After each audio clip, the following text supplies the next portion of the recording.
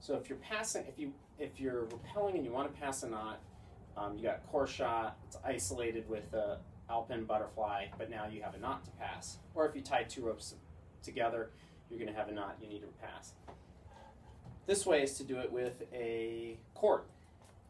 You need a cord that's at least like 60 inches in length. So either a quarterlet or a double shoulder length sling or cord. You can do this method with.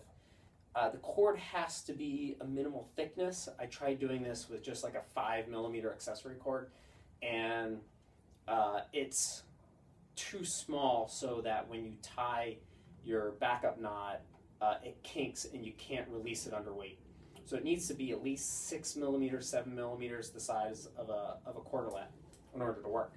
So first things first, we're approaching our knot to be passed. I'm going to stop when it's right at sort of the level of your hip, about 1.5 feet away. And first things first, you tie a backup knot. So in case the pristic slips, we have a backup to catch us. Tie that in with a locker. All right. And now, with our cord, so first what we'll do is we'll untie it, the loop, so it's just a single strand of rope, and tie a little loop at the end. All right. And then we'll just tie like a climb heist or something up here. Wrap it 4 or 5 times, just, why not? Just to make sure that sucker doesn't slip. All right. Tie it nice. Thread the end through at the top. So now, good. We've got our bite, and now we tie our load releasable knot. So what we do is let's tie this as close to the gri-gri or the rappel device as possible, just so we really make sure we get a good, we've got plenty of tail to work with. And then we tie a munter, all right? And then we're going to tie it off with a mule.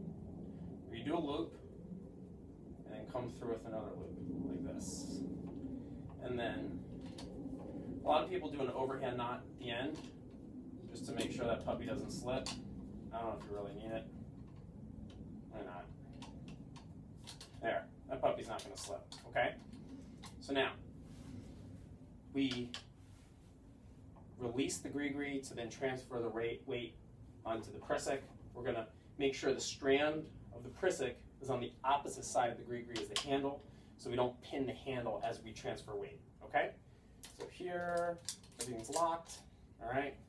Transfer weight. So now I'm totally hanging on my climb heist, but I'm backed up as well. So I take my gri-gri off.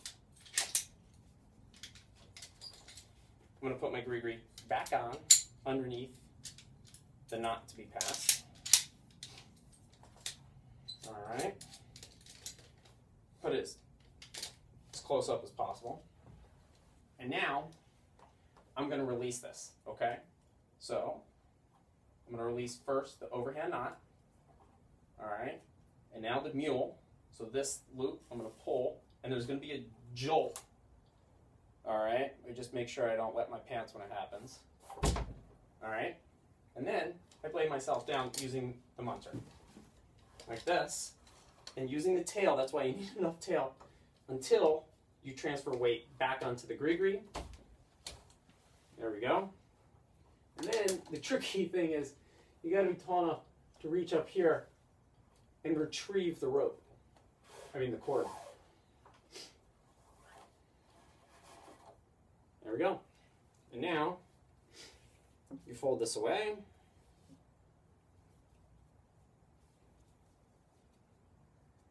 And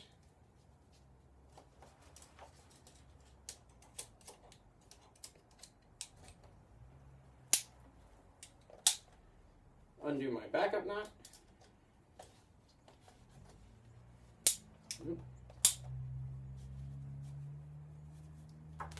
And continue rappelling.